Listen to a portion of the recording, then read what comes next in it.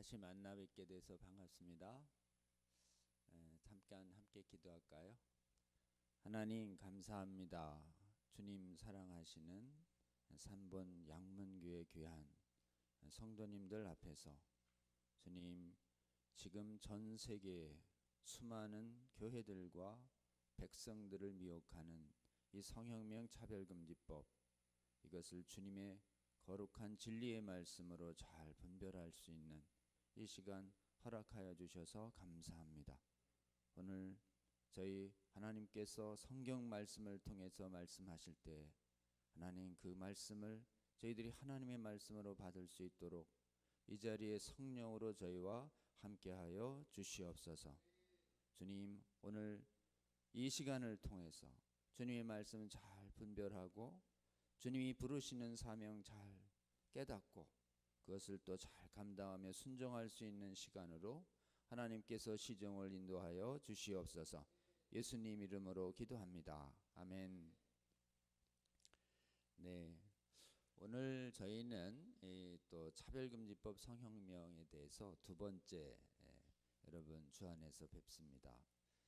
오늘 이 말씀에 대해서 지난번엔 그 마태복음 7장 15절 거짓 선지자를 분별하라 이런 말씀으로 살펴봤는데요. 오늘은 요한계시록 말씀으로 보려고 해요.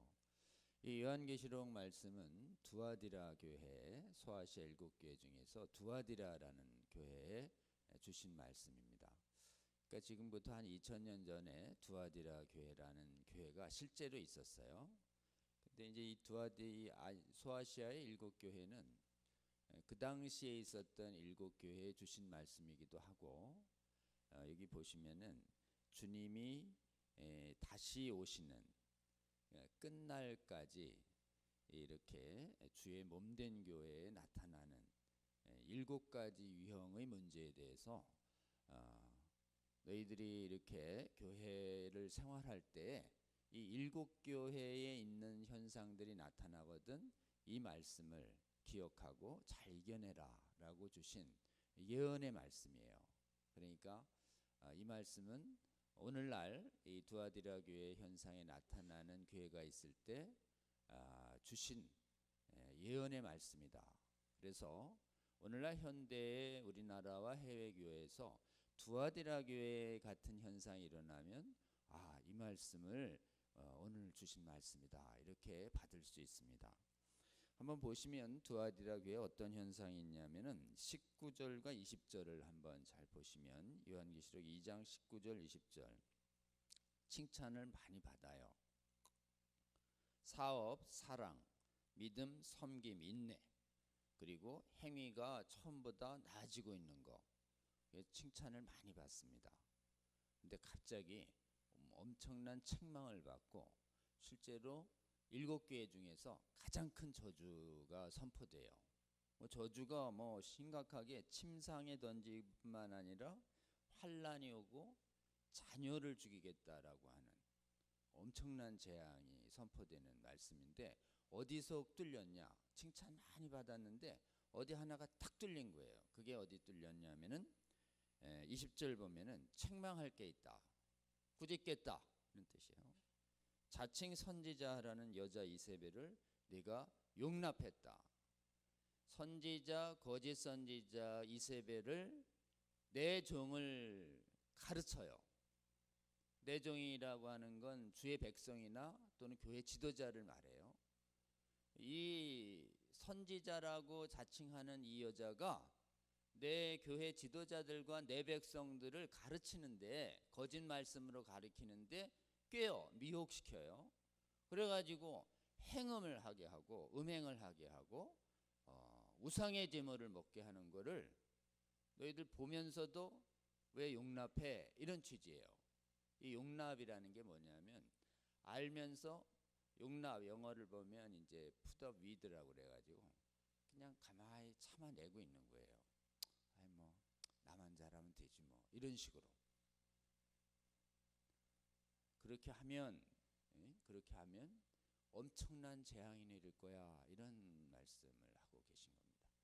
그럼 여기서 이게 도대체 무슨 말일까? 음행과 우상제물은 대략 이해가 되죠? 그리고 이세벨이 뭐냐, 그리고 이 이세벨 행음 우상제물이 오늘날 나타나고 있는가, 이렇게 볼 필요가 있습니다. 여기 있는 이세벨은 그 엘리자베스에 나오는 이세벨이 아니에요. 여기 이세벨은 열왕기와 역대기 쪽에 이스라엘 왕국에 나오는 이세벨이에요. 그 이세벨은 아합 왕의 아내입니다. 그리고 그 시돈의 공주였어요. 그래서 하나님 나라 왕국의 왕비가 된 사람인데, 이 사람 때문에 대거 바알 선지자들을 대거 데리고 와가지고 북이스라엘 왕국에다가 10지파에 바알과 아세라를 섬기는 산당을 짓고 여호와를 섬기는 선지자들은 싹 잡아 죽이는 무서운 여자였어요. 그리고 이 여자의 남편인 아합이 죽은 다음에 아들 여호람, 그리고 아하시아, 여호람, 요 3대까지 자기가 계속 통치를 해요. 예후에 의해서 죽을 때까지. 북이스라엘을 완전히 바알 아세라 신앙으로 오염시킨 여자예요. 바알 아세라라는 거는 그냥 뭐 우상 숭배했구나라는 게 아닙니다.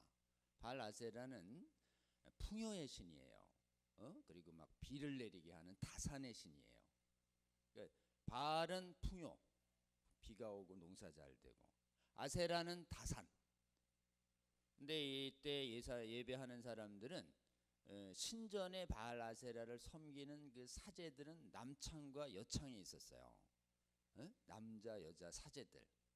그 왜 창이라고 그러냐, 제물을 드리고 그 신전 사제들과 동침하 아주 난잡하게 이 음행을 해야 다산이 오고 비가 온다라고 믿었어요. 그러니까 바알과 아세라에 가서 예배한다 그러면 신전에 있는 그 창기들과 지금 근데 여자 창기만이 아니라 남자 창기가 있었기 때문에 남색이 동반해요. 동성애가 동반하는. 그리고 아주 영적인 파워를 세게 얻으려면은 어린애들을 불태워서 죽입니다. 바알을 예배할 때는 어린애를 산제사로 잡아야 하는 아주 끔찍한 범죄예요. 이런 것으로 완전히 오염됐던 때가 가나안 땅이었기 때문에 가나안 땅 들어갈 때에 너희들이 살았던 애굽과 들어갈 가나안의 이 가증한 풍속을 너희들은 절대 행하지 마라. 근친상간하지 말고 음행하지 말고, 그 다음에 동성애와 수간하지 말라는 이 동성애 레위기의 말씀이 주어지신 게 이 바알 아세라 신앙 때문인데, 이거를 대거 왕가에서부터 도입시켜서 3대의 북이스라엘 왕국을 지배하게 만들면서 실제로는 북이스라엘을 망국되어 나중에 호세아 왕까지 망할 때 망국의 원인은 니들이 이방의 이 가증한 풍속을 행했기 때문에 북이스라엘을 뽑아내서 이방으로 보낸다라고 망국의 원인이 된 게 이 문제였던 거예요. 근데 이 이세벨이 남쪽에도 영향을 줘요. 그 며느리를, 딸을, 공주를, 이세벨의 딸을 여호사밧의 며느리를 보내요. 그 여호사밧의 아들부터 여호람, 또 여기도 아하시아, 여기부터 시작해서 이 왕가를 완전히 이 딸을 통해서 지배해요. 그래서 지금 예후에 의해서 이 아시아가 또 죽어요. 죽으니까 아달랴가 직접 왕이 돼서 6년간 통치함으로써 남북 왕조 전부가 어떻게 되냐, 여호와를 섬기면서 바알과 아세라를 섬기는, 그리고 각종 음행과 그 다음에 이 동성애를 행하는 것이 백성들만 하는 게 아니라, 왕들만 행하는 게 아니라, 율법을 가르치고 지금 제사를 제배하는 제사장들까지도 전부 바알과 아세라를 섬긴 거예요. 그래서 남유다도 망합니다. 다시 이제 예수 그리스도께서 오셔서 구원 사역이 시작됐어요. 그래서 옛날에 양 잡던 것을 실체인 어린 양이 예수 그리스도가 오셔서 보혈을 직접 흘리시죠. 양피로 씻던 죄를 예수 그리스도의 보혈을 믿는 믿음으로 죄를 씻어내시고, 그래서 출애굽에서 구원하듯이 악한 사단 마귀의 종노릇에서 지금 하나님 나라로 이렇게 옮기시는 놀라운 구원 사역이 시작된 것이 이게 사도 시대죠. 사도 시대의 복음을 들고 다시 지금 악하고 음란한 거짓 세상, 가나안 땅과 같은 세상을 향해서 가서 거기서 예수 그리스도의 보혈의 은혜로 구원을 시작하는 이 거룩한 교회의 시대가 열린 거예요. 이 교회의 시대가 열릴 때 주님이 다시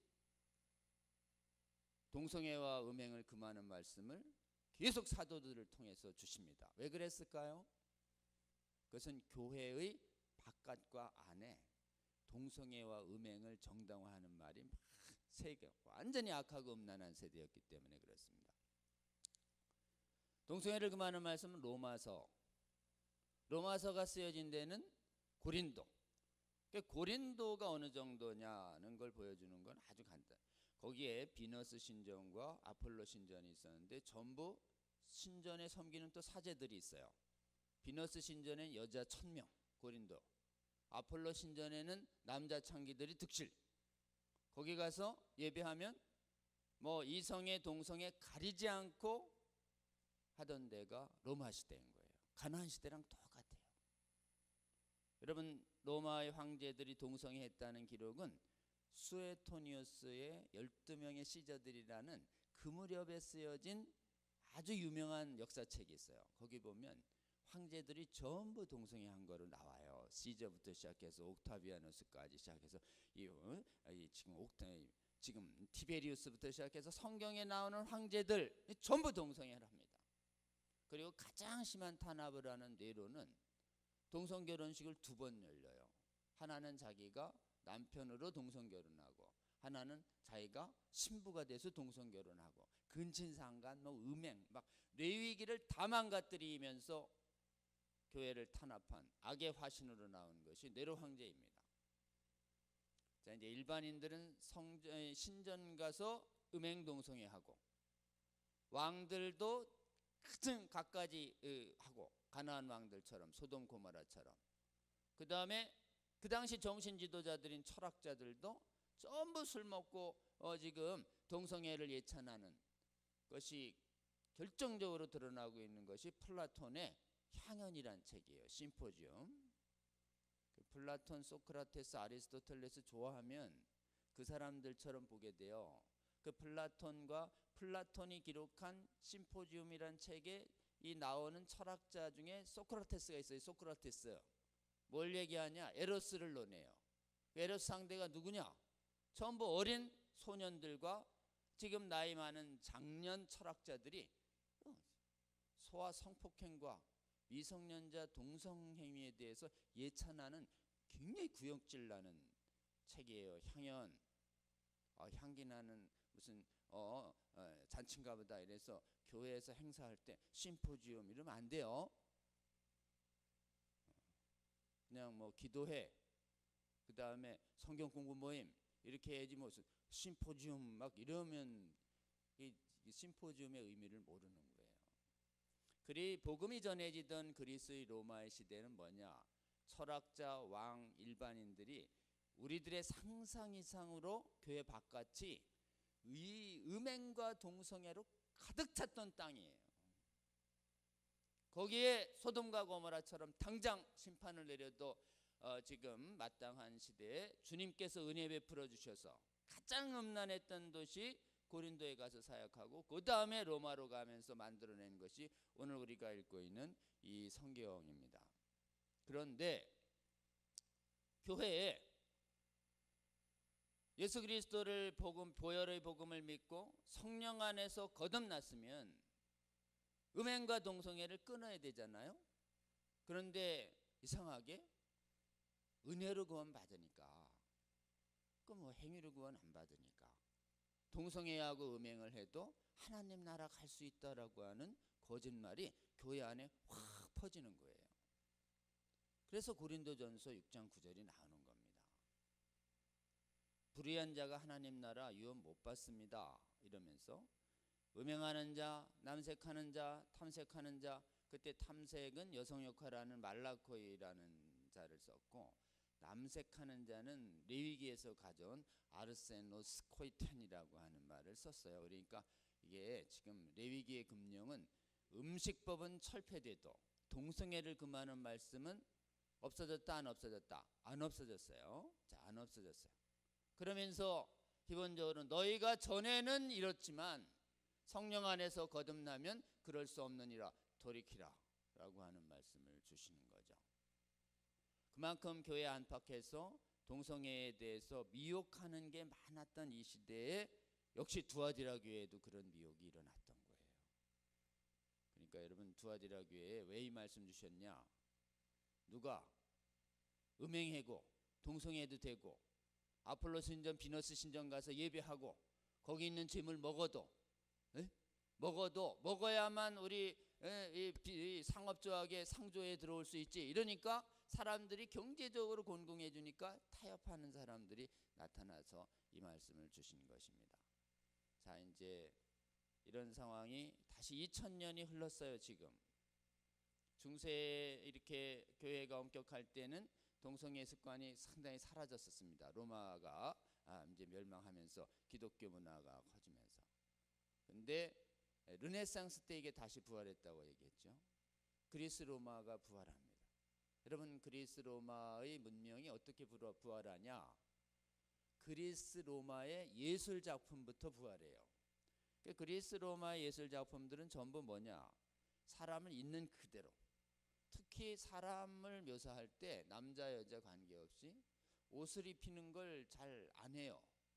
그리스 로마의 문화는 전부 벌거벗겨서 그림을 그리고 동상을 이렇게 조각을 합니다.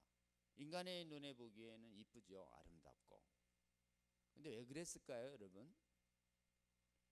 그리스 로마의 신전에 가면 그 우상을 섬기는 사제들과 음욕이 부릴 듯하게 만들어야 예배가 잘 되기 때문에 그 예배당이 전부 다 벌거벗은 동상으로 만들어 놓으면 음욕을 자극하기 위해서 만든 전부 음욕 동성애 자극. 특히 말이에요.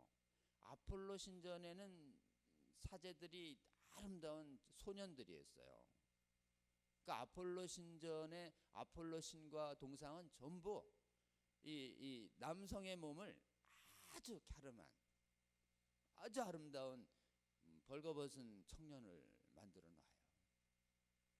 그 그리스 로마의 그 조각품에 눈이 확 떠가지고 그 천재적인 조각 기술로 이 르네상스 시대에 이 지금 예술의 부활을 이끈 사람들, 미켈란젤로, 그 다음에 레오나르도 다빈치, 이런 사람들이 전부 나중에 동성애자라는 것이 밝혀집니다. 그 사람들이 쓴 천지창조 이런 거 잘 보면 여자가 전부 근육이 있어요. 사실은 얼굴 딱 가리고 보면 남자 몸이에요. 남자 몸. 그리고 데이비드상을 다윗상이라고 해놓은 거 보니까 다윗상에 전부 하체가 완전히 발가벗겨 돼 있잖아요. 성경에 어디 다윗이 그렇게 빨가벗고 다녔다는 얘기가 있어요.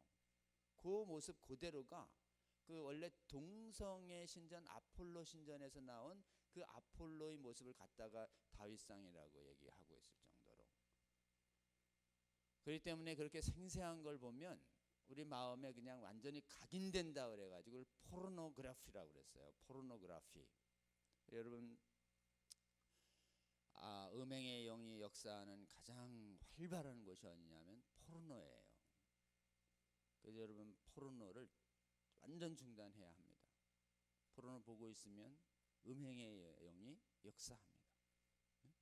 그래서 지금 그게 그렇기 때문에 오늘날 이 지금 차별금지법을 정당화하는 차별금지법과 성형매이 정당화된 곳에 교과서는 전부 성교육을 내걸고 거의 포르노처럼 해놨어요. 왜 그러냐? 그거 보고 어렸을 때부터 성욕을 느껴서 어렸을 때부터 성적 쾌감을 유발하라고 하는 이런 성혁명의 흐름 하에서 만들어진 책이기 때문에 그렇습니다. 원래 마귀가 예술 분야를 장악했다고 하죠. 미술과 그 다음에 음악 분야에서 성경의 말씀을 가지고 거룩한 분별력을 가지지 않으면 여러분 이 음행의 영에 틈을 줄 수 있습니다. 여러분, 그래서 르네상스 이후에 하나님 말씀이 아니라 인간의 이성으로 옳고 그름을 판단할 수 있다는 이 사고가 그 무렵에 철학인 합리론 경험론과 함께 부활하면서 실제로 전 세계의 대학들은, 젊은이들이죠, 여러분이 지금 다니는 이런 대학의 원형을 원래는 교회가 세웠어요. 그래서 교회가 그곳에서 성경적 가르침을 가지려고 14세기 15세기에 세워서 교회에서 가르친 그 내용을 가지고 종교개혁을 했는데, 실제로는 학문이 말씀보다 이성을 앞세움에 따라 합리론, 이성론, 과학주의가 발달하면서 실제로는 교회 바깥에 진리의 기준을 성경에서 찾지 아니하고 동성애를 정당화했던 그리스 로마의 철학자들에게서 인문철학의 권위를 가져옵니다. 그래서 그리스 로마의 철학이 다시 재생되는 거예요. 거기에 사실 부활이라는 말 쓰기가 뭐예요? 르네상스가 재생이란 뜻이죠. 재현. 지금 엄격히 얘기해서 예수 그리스도에게만 드릴 수 있는 찬사인 부활이라는 이름을 그리스 로마의 철학에, 그리스 로마의 철학이 대학에서 다시 인기를 얻으면서 이것이 점점 지금 기독교적인 세계관을 대학에서 밀어내가지고 지금 여러분이 배우고 있는 대학의 모든 학문 이론들이 전부 뭐냐? 그리스 로마의 인문 철학적 기반 위에 놓여져 있는 것이 인간이 중심이라고 하는. 거기다가 인간이 중심인데 도대체 이 천지 만물은 어떻게 만들어진 거야가 계속 의문이었는데, 인간의 이성으로 천지 만물이 존재하게 된 방법론을 찾아낸 것이 진화론이에요. 진화론. 무한한 시간 동안 원래 있었던 물질과 우연적 선택이 결합하면 삼라만상 만들어질 수 있다는 설명이 다윈에 의해서 만들어지니까 유물론과 진화론이 결합하면서 지금 여러분이 배우고 있는 대학가의 학문들은 전부 유물 진화론의 기초 위에 세워진 학문들을 다 받아들여지고 있는 것입니다. 그러니까 어떻게 돼요? 성에 관해서 하나님이 주신 말씀, 결혼 안에서의 성만 거룩하고 나머지는 다 음행이야 라고 하는 게, 그게 어딨어, 그때그때 달라지는 거지. 이렇게 해서 지금 성윤리가 영원한 진리가 없다는 포스트 모더니즘 철학이, 이게 유물론 진화론이 만든 철학이에요.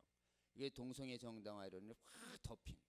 그러니까 어떻게 돼요? 교회 바깥이 다시 옛날의 그리스 로마처럼 즐거움을 위해서 이성애 동성애를 가리지 않고 추구하는.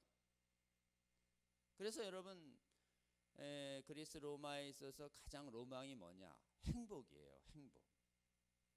성경에도 행복은 나오지만 이 행복은 인간이 만들어낼 수 없는 행복이에요.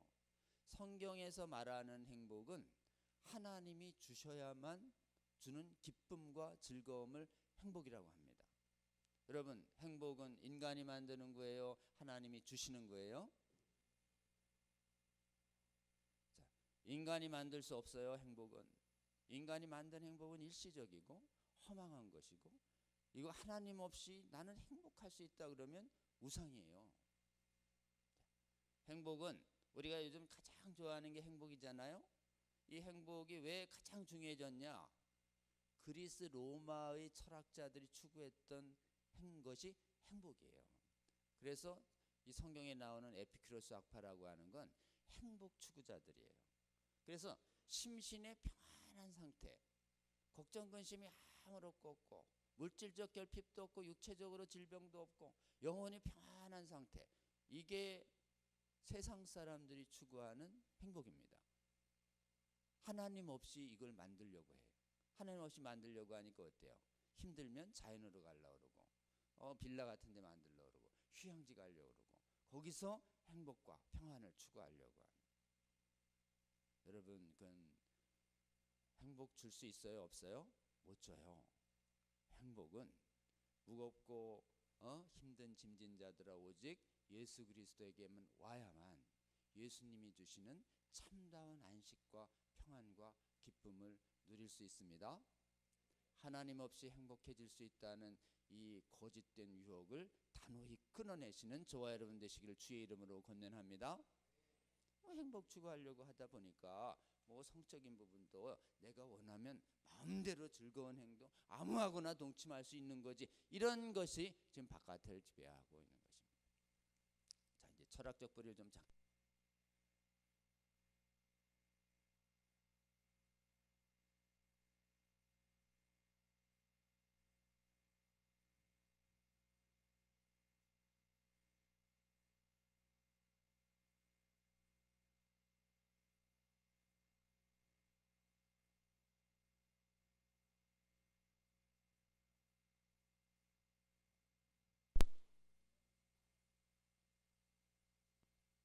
네. 오늘 우리는 영적인 흐름을 이 말씀에 비춰서 잠깐 봤습니다. 여러분, 이세벨이라고 하는 동성애와 음행을 정당화하는 거짓 학문들이 세상 바깥을 덮었으니 이것을 정당화하는 거짓 신학이 교회에 들어왔어요. 그래가지고 신학교마다 이렇게 동성애와 성전환을 음행을 정당화하는 신학이 여러분은 아니지만 우리나라는 잘 구경 못하지만 해외의 신학교를 싹 덮었어요. 그래가지고 해외에서 차별금지법, 성혁명, 동성애를 정당화하는 신학 교수들이 나오고 그 다음에 목사들이 나오고 성도들이 나와서 그들이 실제로도 음행을 행하고 실제로 음행을 행하지 않는다 하더라도 영적으로 하나님 말씀보다 자신의 이성을 더 넘는 영적인 음행을 자행하고 있는 이 시대에 여러분 우리는 어떤가요? 이 두아디라 교회처럼 전 세계 교회가 다 돼버렸어요. 예수님이 오시는 마지막 끝날이 되기 전에 이 두아디라에 계시는 우리 예수 그리스도의 말씀을 오늘날 우리에게 주시는 말씀으로 믿음으로 받아야 할 줄로 믿습니다. 미혹을 시켜요. 깬다 그랬어요. 여기 깬다. 그래서 대표적인 미혹 논리를 이겨낼 수 있는 거 몇 가지만 여러분 다시 한번 확인해 볼게요. 여러분 유전된다 그러는데 유전자 있다 없다? 없다. 그럼 승부를 내야 돼요. 유전자 있다는 거짓 논문이 사이언스지에 왔었어요. 93년도에. 근데 그 13년 후에 본인이 취소했어요. 해머가. 반론이 증명하자. 그래서 최근에는 수만 명을 조사한 게 존스 호킨스 대학, 수십만 명을 조사한 게 가나 교수의 브로드 인스튜트. 그래서 2년 전인가 3년 전에 사이언스지에 나왔어요. 슈퍼컴퓨터로 한 50만 가까이의 유전자를 뒤졌습니다. 유전자를 발견했다 못했다? 동성애 유전자. 분명하게 얘기해 줘야 돼요. 50만 가까이를 훑었는데 전혀 안 나타났어요. 자, 유전자는 있다 없다? 없다예요. 자, 유전자 없다는 거를 없다는 증명은 불가능해요. 없다는 건 이렇게 진술해야 지성적이고 과학적이에요. 자, 없다는 건 이렇게 말합니다. 있다는 증거가 없다. 이렇게 말해야 돼요. 이게 과학적 진술이에요. 없다는 거 입증 어떻게 해? 있다는 쪽에서 입증 못하면 없는 거지. 이렇게 되는 거예요. 자, 동성애 유전자는 있다는 증거가 없다. 따라합니다. 동성애 유전자는 있다는 증거가 없다.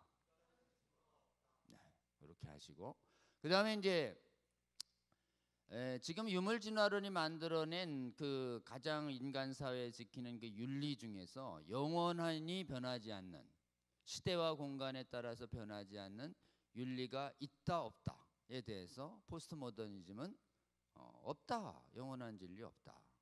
모든 진리는 변한다. 이걸 상대적 진리관이라고 그래요. 자, 여러분 상대적 진리관 세상 사람들 가질 수 있지요. 근데 이 상대적 진리관을 정당화하는 말이 다양성 존중이에요. 다양성 존중.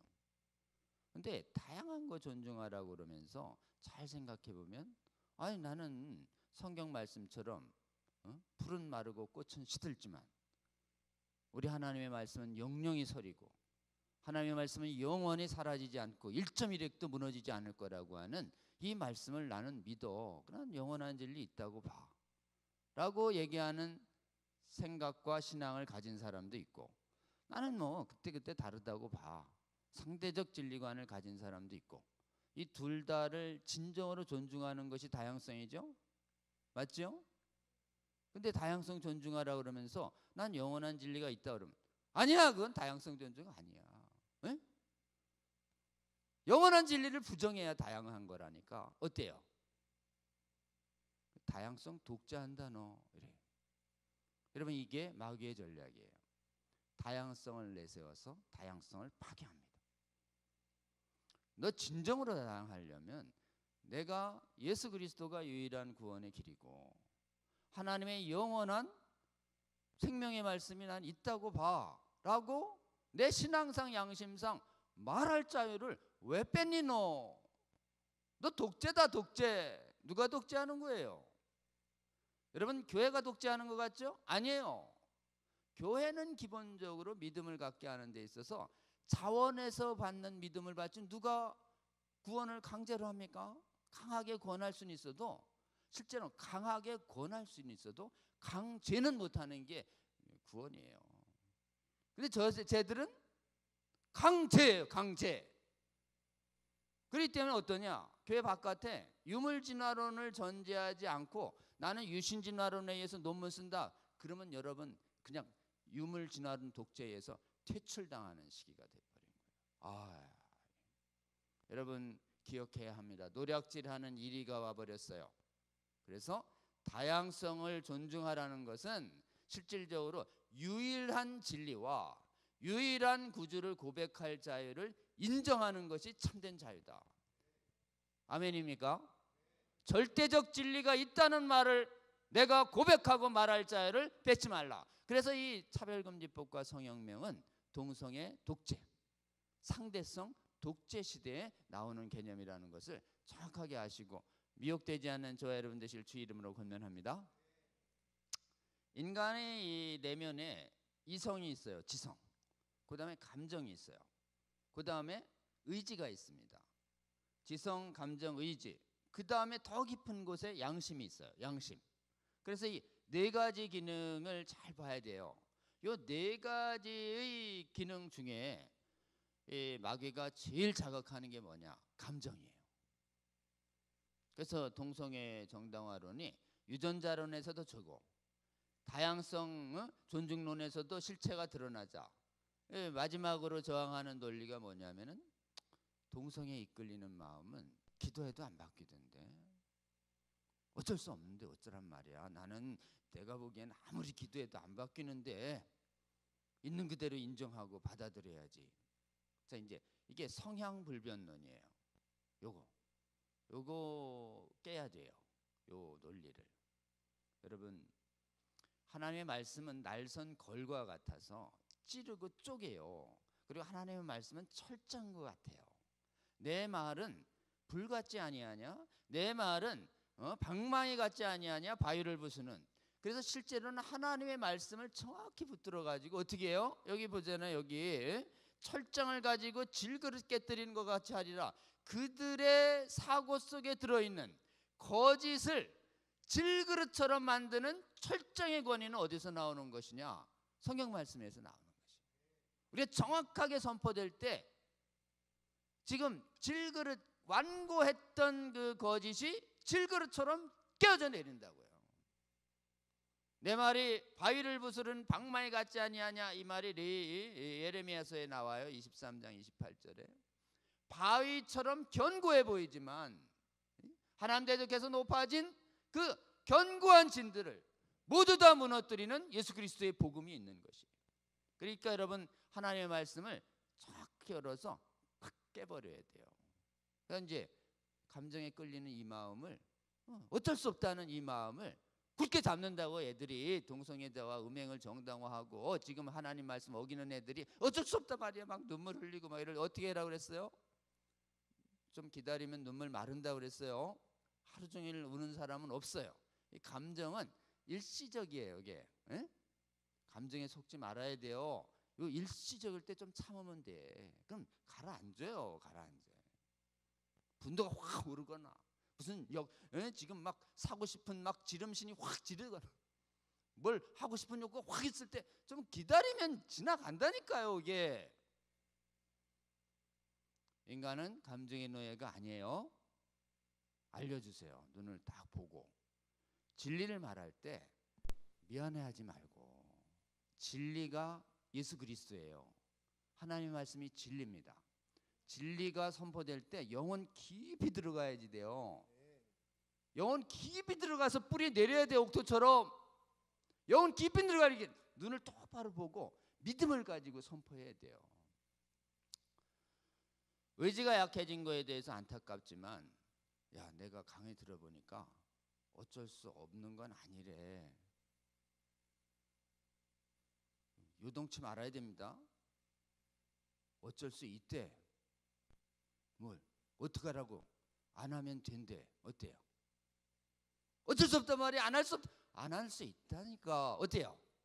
여긴 믿음의 고백이에요, 여러분. 그리고 아주 간단하죠. 안 하면 그만이죠. 뭘 할 수밖에 없다고 막 그래요. 그럼 얘기를 해주세요. 인간은 감정의 노예가 아니다. 한번 따라합니다. 인간은 감정의 노예가 아니다.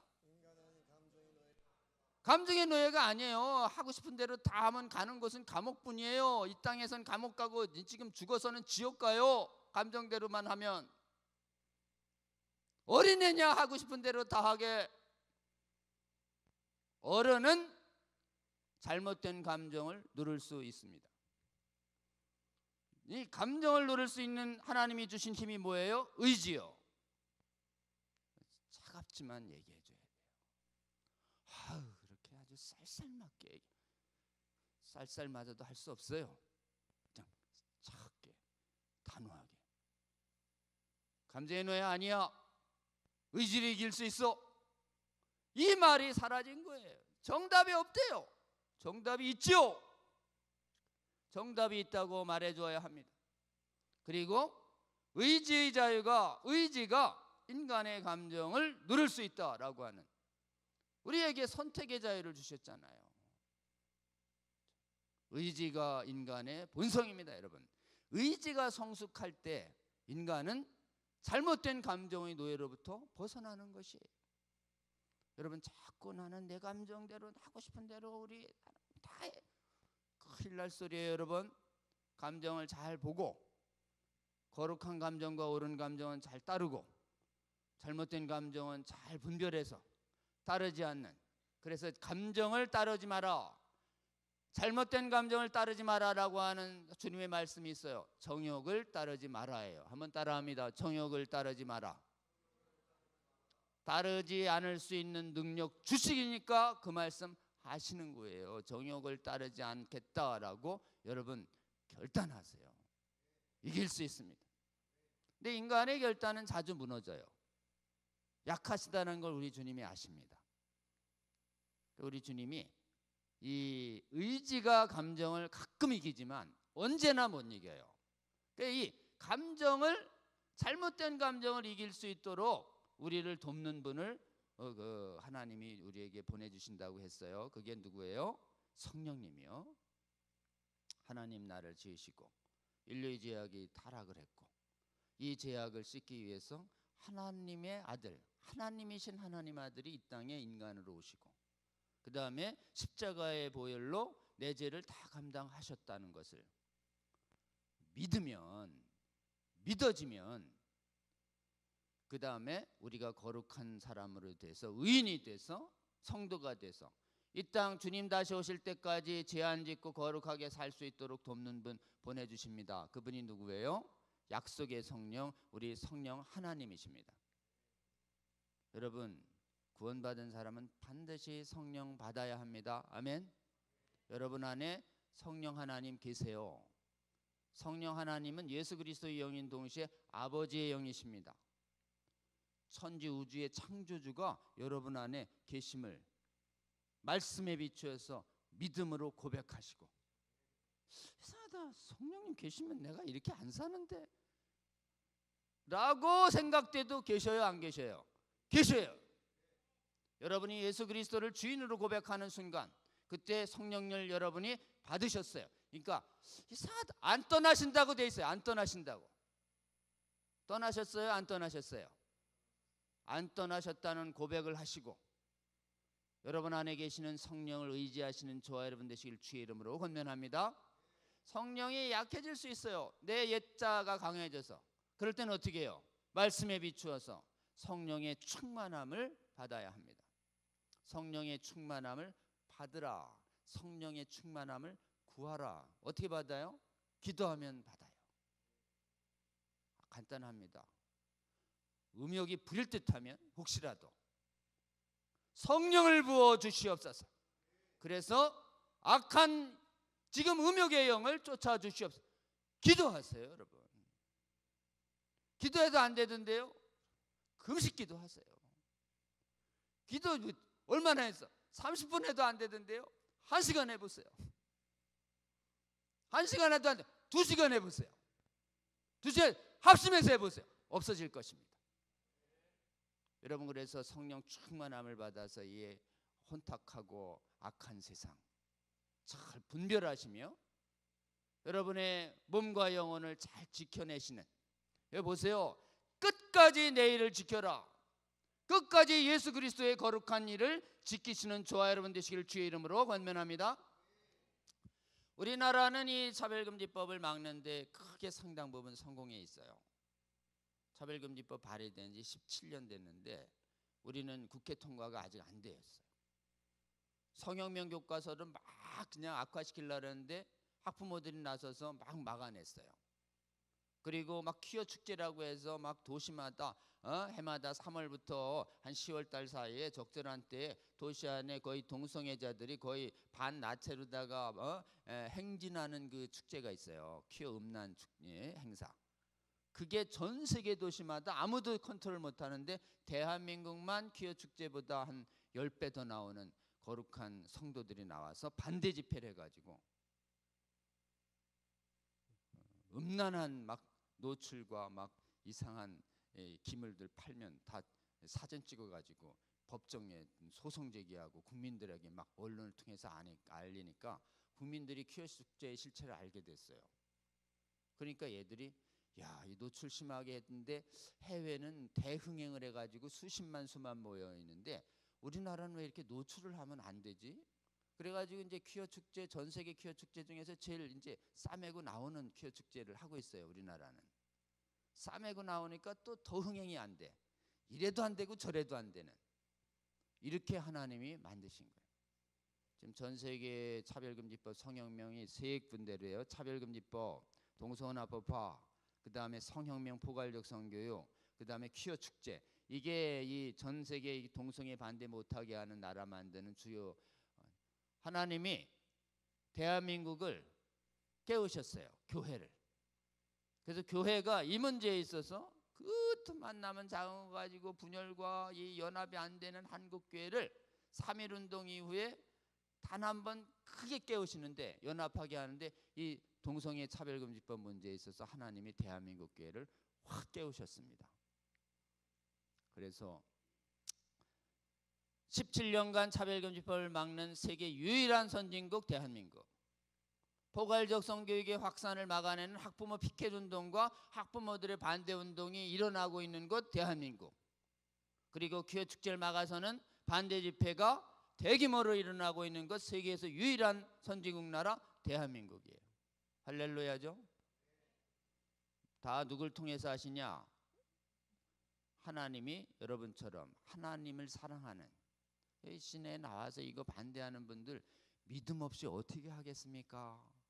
거의 95%, 거의 99% 가까이 전부 성도들이 신앙적 사명감으로 주님의 몸된 교회 사원 깨워내서 목사님들이 국회의원 찾아가게 만들고 이렇게 해서 몸된 교회를 연합하게 해서 대한민국에서 차별금지 성혁명 막아내서 우리 자녀들의 미래의 영혼을 지켜주고 계신 분이 우리 하나님이십니다.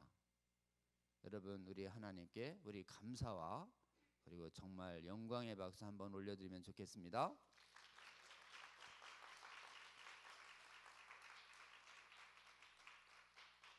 그런데 해외는 못 지켰어요. 해외는 다 무너졌어요. 왜? 교회가 쪼개졌어요.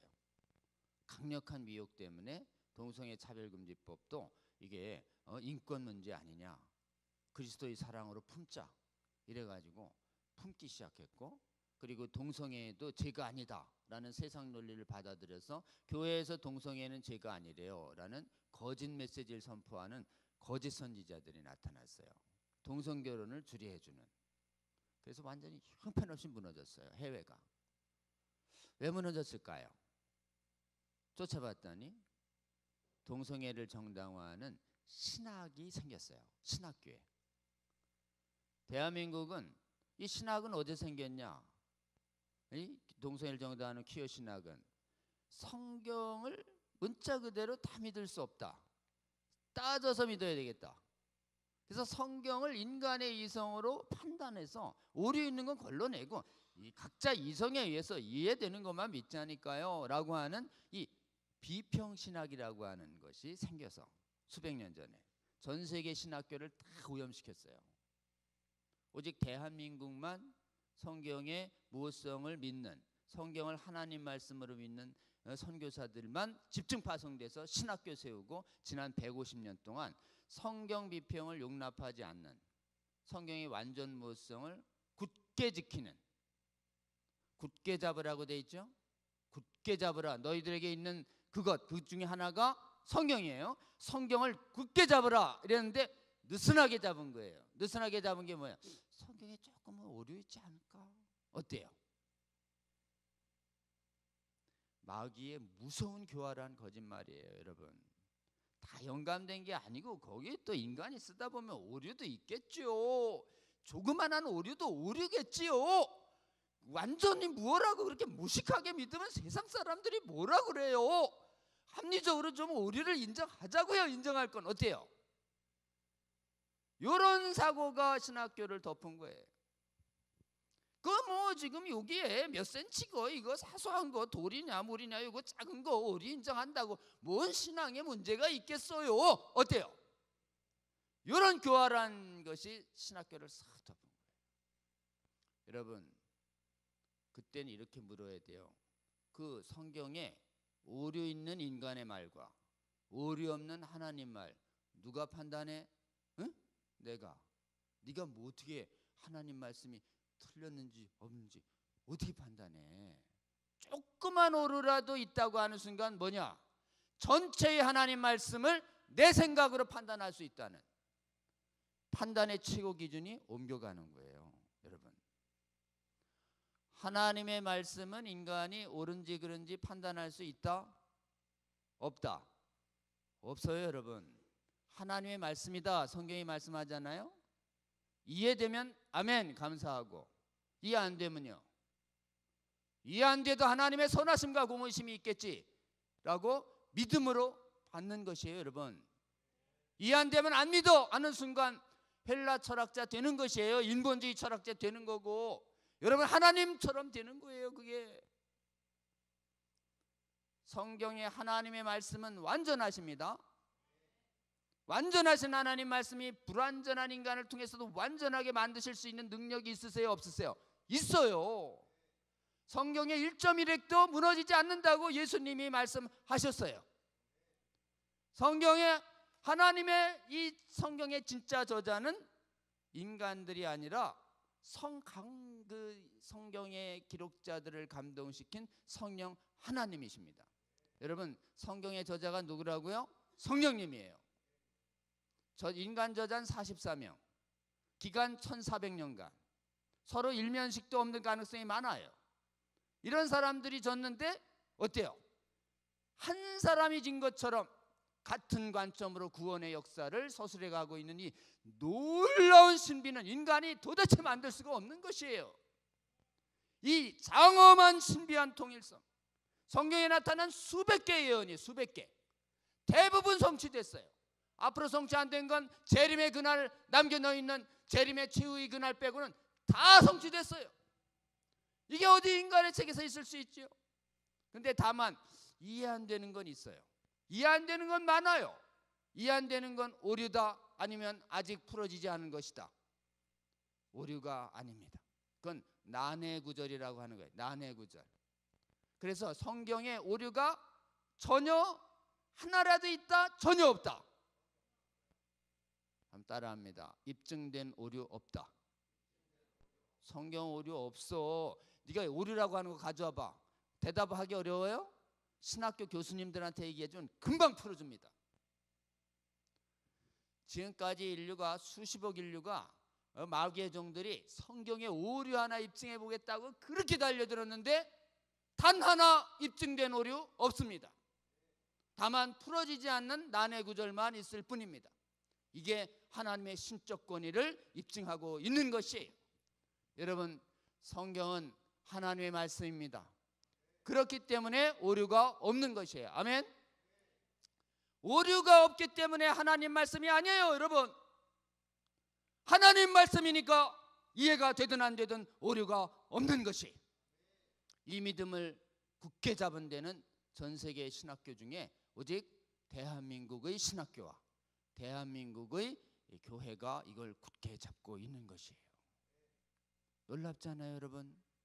성경에 오류 있다는 신학교가 사그리 오염돼서 스스로 무너져 내릴 때, 지금 무디 붕에 의해서 젊은 대학생들 선교사들이 일어나가지고 전 세계 선교사들을 흐트러 보낼 때 1800년대 후반에 지금 이웃 일본과 중국과 인도에는 성경의 오류를 믿는 선교사들이 굉장히 많이 가서 자유주의 신학이라는 걸 심었는데, 오직 이 조선 땅에는 어떻게 하나님께서 성경에 오류 없다는 선교사들만 보내서 성경에 오류 없다는 신학교를, 감리교, 장로교, 성결교 똑같이 성경의 무호성에 입각한 신학교를 세워서 성경을 완전히 굳게 믿는 목회자들만 집중 양성돼서 초기에 든든히 서도록 만든 게 어때요? 기적처럼 느껴지지 않습니까? 우리 하나님, 이 대한민국에 성경에 오류 없는 이 신앙을 심어주신 우리 하나님께 우리 감사를 드려야 합니다. 30년대 유학파들이 비평을 허용하려고 하다가 국내 목사들에 의해서 총회가 해외에 비평 허용하는 박사들을 다 경고 줬어요. 그리고 나서 다시 47년도에 해방이 지금 신사참배기간에 비평 가리키는 김재준이라는 유명한 교수가 오류 있다고 가리키다가 학생들이 들어가서 도저히 못 참겠어서 저 강의를 총회에서 조사해서 판단해 달라는 50일인 젊은 신학생 진정사건이 발달하자 총회가 조사해서 전쟁통에 왔다 갔다 하면서 북한의 동포들이 다 내려오는 바람에 대한민국 예수교 장로회 총회는 53년도에 아주 훌륭하고 도덕성 문제 없지만 성경에 오류 있다고 가리키는 김재준 교수와 서고도 선교사를 파면합니다. 그래서 그분들이 나가서 만든 게 기장. 여러분은 대한예수교 장로회 합동이에요. 이 예수교 장로회는 성경의 완전 무호성을 굳게 잡는 이 장로교가 남았고, 여기서 숱한 교파가 분리돼 나갔는데도 예장이라는 이름을 달고 있으면 뭐냐? 성경의 무호성을 굳게 믿는 전 세계 장로교 중에 최대 장로교단 대한민국 예수교 장로회가 남게 된 것이에요. 대한민국 예수교 장로회가 성경의 완전 무호성을 굳게 잡자 감리교도 따라오고 성결교도 따라오고 그 다음에 침례교도 따라오고 순복음교회도 따라오는 분야가 형성돼서 오늘날 한국교회에서 성경을 하나님 말씀으로 믿는 교단이 95% 이상입니다. 그리고 기장에도 나갔지만 거기서 성경을 하나님 말씀으로 믿는 사람들이 여전히 우리와 기장 동대회를 만들어서 차별금법 반대에 동참을 하고 있는 것이에요. 여러분, 마지막 시대에 성경에 오류 있다는 걸 하면 자유주의 신학에 대해서 4가지를 빼버려요. 5가지를. 첫 번째, 오류 있다. 여러분, 받아들이면 안 됩니다. 두 번째, 자유주의 신학이 예수님은 하나님이 아니래요. 창조주가 아니래요. 인간 예수래요. 인간 예수. 인간이시기도 하지만 예수님은 창조주이십니다. 아멘입니까? 예수님이 창조주라는 고백이 자꾸 걸린다. 300년대 아리우스 이단이에요, 여러분. 요즘에 자유주의 신학이 그래요. 예수님은 하나님이십니다, 여러분. 창조주세요. 창조주인데 이 땅에 인간으로 오셨어요. 이해가 안 돼요. 그게 신비예요. 삼위일체입니다. 삼위일체라고요. 예수님을 인간으로 보는 순간 삼위일체론이 아니에요. 유니테리안이라고 하죠. 단일신론이 되는 거예요. 단일신론. 이거 유대교하고 이슬람교하고 똑같이 되는 것이. 그 다음에 자유주의 신학은 기적을 다 부인해요. 여러분, 기적이, 성경의 기적이 사실임을 믿지요? 아멘. 교회의 역사상 하나님의 역사하시면 기적적인 통해와 치유가 있음을 믿으십니까? 아멘. 기적을 믿어야 합니다, 여러분. 그리고 예수님이 실제로 죽으셨다가 부활하신 거 믿어요, 안 믿어요? 성경을 안 믿는 사람들은 부활을 안 믿기 시작합니다. 그 다음에 예수님이 승천하셔서 다시 오셔서 사람이 육체적으로 죽으면 최후의 심판까지 낙원과 음부로 갈리고 다시 부활하면 몸으로 돼서 천국과 지옥이 갈리는 이 무서운 심판 중에 제일 인간이 싫어하는 말이 뭐냐면 지옥이 무서운 영원한 심판이 있다는 말씀을 제일 싫어해요. 여러분, 인간이 싫어하든 좋아하든 지옥은 있어요, 없어요? 있어요. 남세금행 탐색 계속하면 하나님 나라 유업으로 못 받습니다. 못 받으면 가는 곳은, 하나님 나라 못 가면 어디 가요? 사라지는 거 아니에요? 확 사라지면 그만이지 뭐 라고 하는 게 여호와의 증인 영혼 멸절설이고 자유주의 신학 영혼 멸절설이에요. 그것이 마르크스 레닌 유물 진화론의 맨 그런 생각만 갖고 있으니까 고통스럽다고 확 죽어버리겠다는 얘기가 교회 다니면서도 나오는 것이에요. 죽어버리고 싶은 생각이 드는 사람한테 위로도 해야 되겠지만, 너 지옥 있는 건 믿지? 정신 번쩍 들게. 없어지려고 그랬는데 고통 피해서 자살했다가 지금 하나님 나라 못 가고 지옥에서 나타나면 너 어떡하려고 너 그렇게 끔찍한 생각을 하니? 너 지금 정욕 못 이기고 나 지금 계속 지금 못 끊어가지고 지금 막 하나님이 그만 어쩔, 너 지옥 있는데 어떡하니? 어때요? 자유주의가 빼버리니 지옥 설교를 거의 교회를 10년 20년 다녀도 못 듣니까 이 땅에서의 평안과 간경과 이런 거에만 연약해져서 우리 믿음의 선배들이 다 천국 소망 바라보면서 이 땅의 고문을 건강하게 견뎠는데 약해진 신앙이 돼버리고, 기본적으로는 말이죠, 천국에 대한 소망이 없어진 것이에요. 여러분, 그래서 한국교회의 믿음은 다시 성경을 완전히 믿는 신앙이 확실히 회복되어야 합니다. 아멘. 그리고 자유주의 신학과 성경 비평이 빼버린 이런 성경의 초월적 진리까지 가감없이 배우고, 한번 따라해 봅니다. 가감 금지. 모든 성경을 그대로 배워야 합니다. 모든 성경을 그대로 선포해야 하는 것이, 여러분, 지옥은 증명되는 게 아니에요. 예수님이 말씀하셨다. 완전하신 성경 말씀에 써있다. 네가 싫든 안든 지옥은 존재해. 그러니 우리 지옥 무서운 심판을 두려워 떨며 우리를 대신해서 이 지옥의 고통을 십자가에서 감당하시고 우리를 구원해 주신 예수 그리스도의 복음의 은혜가 얼마나 놀라운지. 여러분, 지옥의 심판을 선포한 다음에 예수 그리스도의 십자가 복음의 은혜를 구해야 십자가 복음이 얼마나 귀한지가 다시 살아나는 것이죠. 여러분, 우리는 우리의 주인이 아니에요. 예수 그리스도의 핏값으로 샀어요. 주인이 바뀌었어요. 마귀한테서 주인이 누구로? 나로가 아니에요. 여러분, 우리의 주인님은 하나님이십니다. 아멘. 우리의 주인님은 예수 그리스도예요.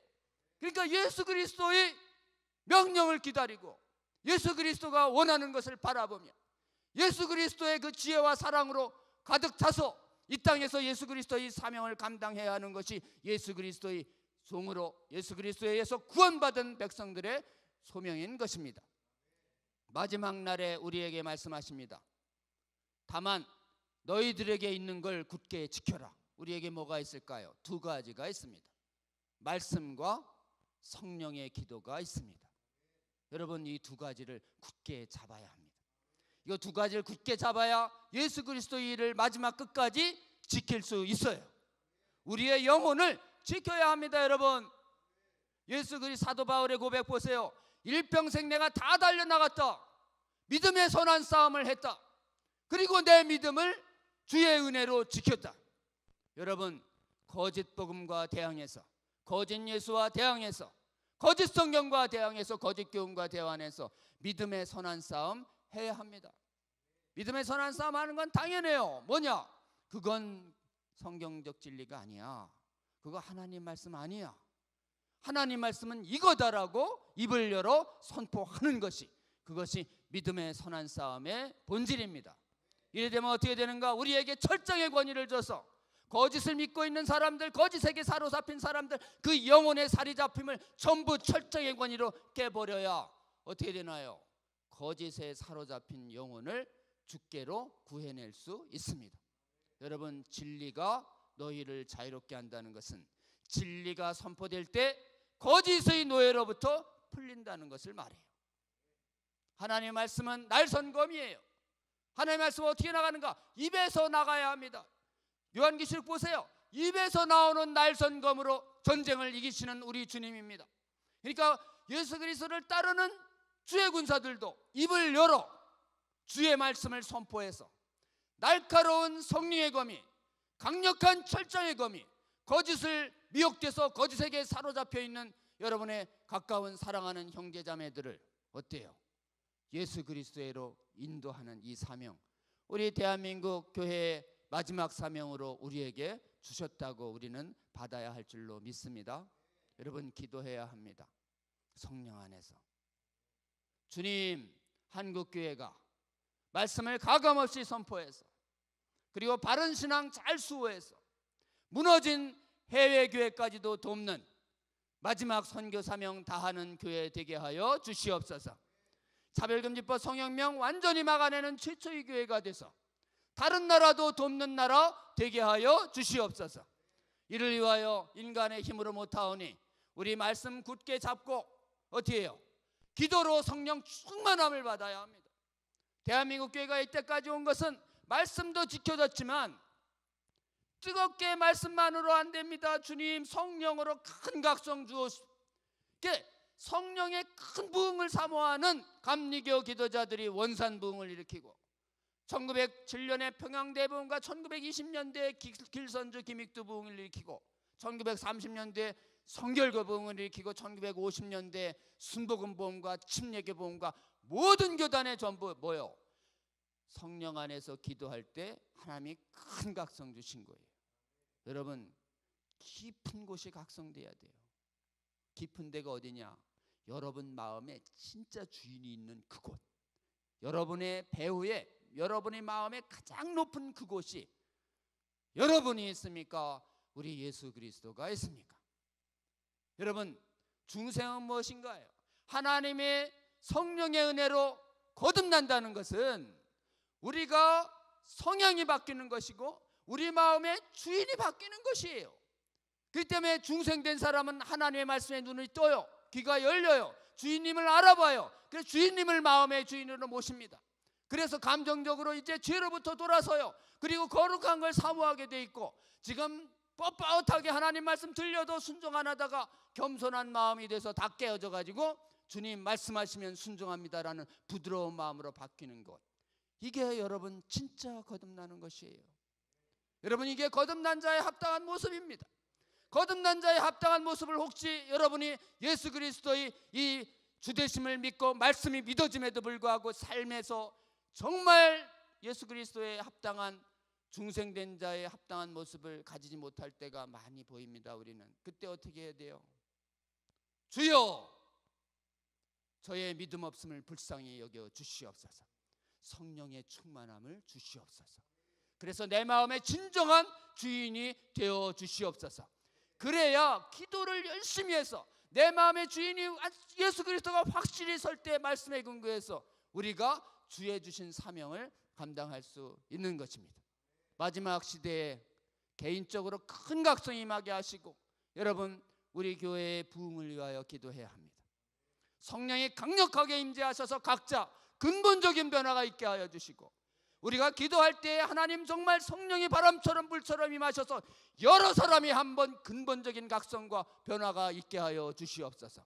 그리하서 이 깨어난 주의 백성들이 지금 전 세계에 무너지는 주의 몸된 교회의 이 황무함을 보게 하여 주시고, 이것을 다시 수축하는 주의 음성에 귀 기울여서 주의 사명에 부르심 받아서 지금 100여 년 전, 150여 년 전에 뭐 별로 배우지도 않았어요.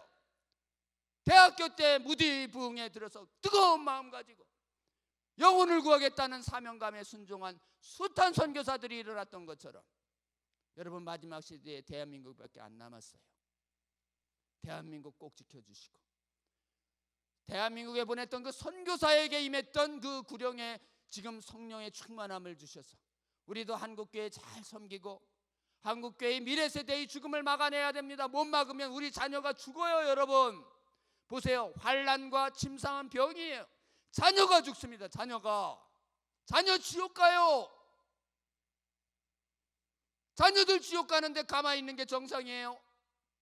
지금 성령의 충만함을 입어서 한국교회 말씀과 기도로 완전히 회복시켜서 우리 자녀들 하나님 꼭 살려주시옵소서.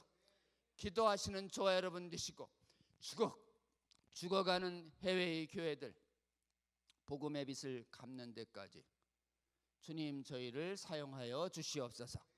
이렇게 꼭 기도하시는 저와 여러분 되시기를 주의 이름으로 권면합니다. 기도하고 마칩니다. 하나님 감사합니다. 산본양문교회 주의 귀한 성도들, 오늘 이 계시록의 말씀을 통해서 오늘의 이 상황을 어떻게 봐야 할지 알려주셔서 감사합니다. 주님 저희들 깨우셨으니 하나님 다시 잠들지 않도록 도와주시고, 주여 저희들 성령 충만하고 말씀 충만한 사람 세워지게 하여 주시고, 한국교회 말씀에게 성령 안에서 하나님 바로 서는 교회 되도록 섬기게 하여 주시며, 주님께서 애통해 하시는 세계의 많은 교회들도 하나님 회복시키는데 저희들을 귀하게 사용하여 주시옵소서. 예수님 이름으로 기도합니다. 아멘. 여러분 고맙습니다. 네, 우리 계속해서 기도하고 찬양함으로 나아갔으면 좋겠습니다. 우리 말씀을 기억하면서 다시 한번 세상으로 나갑니다. 주님 받은 말씀 가지고, 유일하신 진리이신 예수 가지고, 또 하나의 오류가 없는 그 주님의 말씀 가지고, 또 우리를 도우시는 보혜사 성령님의 기도 가지고 우리가 기도함으로 주님께 나아가기 원합니다. 미혹과 매혹이 많은 세상 가운데서 우리가 바로 서 있을 수 있도록, 예수 앞에서 바로 서